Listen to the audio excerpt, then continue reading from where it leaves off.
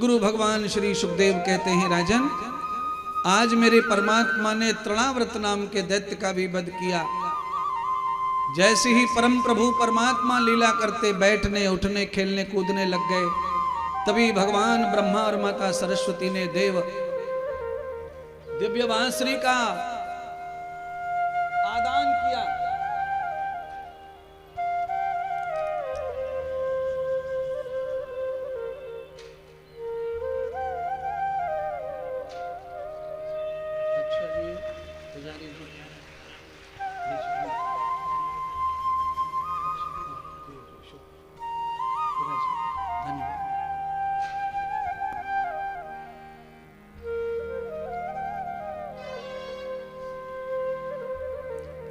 ब्रह्मा जी के हाथों से निर्माण हुआ बांसुरी का सरस्वती ने आदान कर दिया प्रभु के होठों पर।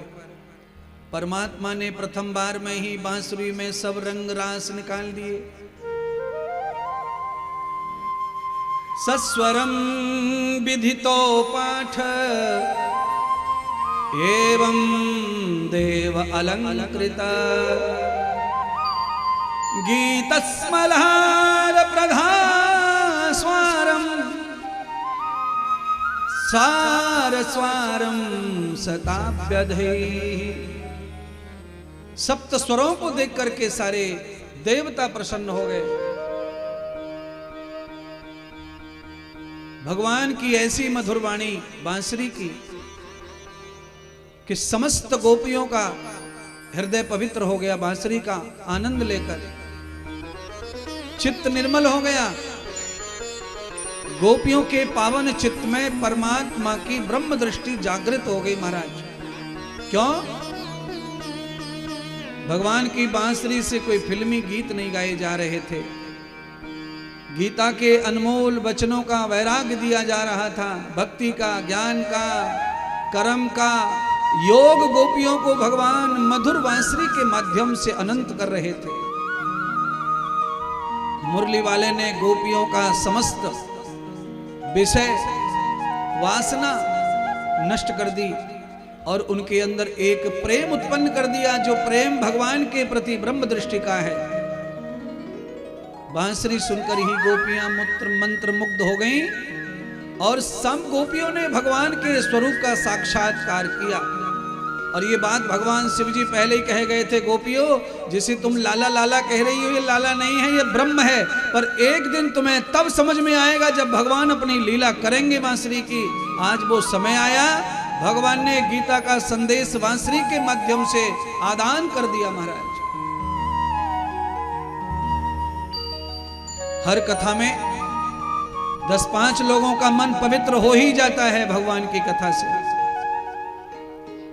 ये पावन जब कथा हमारे हृदय में उतरती है तो हमारे दोष मिटाती है, हमारी वासना को मिटाती है, हमारे अंदर प्रभु की उपासना को जागृत करती है, उत्पन्न करती है। हमारे अंदर अनंत भाव पैदा होता है, श्रद्धा पैदा होती है। इसीलिए 1000 काम छोड़ के कथा में जरूर जाओ महात्मा संत आचार्यों के। कुछ न कुछ वासना कम होगी, उपासना बढ़ेगी। इतना बहुत फल है हमारे लिए तुम्हारा। सत्यत्य धर्मम न नित्यम प्रवर्तयि। गोपियां नित्य धर्म से जुड़ गई भगवान के साथ। आज मेरे परमात्मा ने ये दिव्य लीला मनोहरता की करते करते माखन की भी लीला की महाराज। गोपियों को पाठ पढ़ाया कि घर में अगर बालक छोटे छोटे हों तो पहले दूध दही माखन जो भी है वो घर की संतान के लिए होना चाहिए, उनका बल शरीर पुष्ट होना चाहिए। आज भी बहुत सारे परिवार ऐसे हैं जिनमें दूध बहुत होता है पर बच्चों के लिए नहीं रहता है। सारा औंधा बाल्टी बाल्टी दूधिया की टंकी में पूरा झाग बाग बचते ही पानी वानी डाल करके चाय की पत्ती पिलाते हैं पूरे घर को। चाय पियो बाबा, चाय पियो ताऊ, चाय पियो चाची। अरे 50 लीटर दूध हो रहा है, काहे को चाय पिए? एक बार नहाओ दूध से हफ्ते में, रोज दूध पियो, गोरे चिकने सुंदर बने रहोगे। कोई क्रीम पाउडर नहीं लगाना पड़ेगा। पर बड़ी मुश्किल हो गई है, काले पड़ गए, सब पीले पड़ गए पी पी के चाय को मारा है।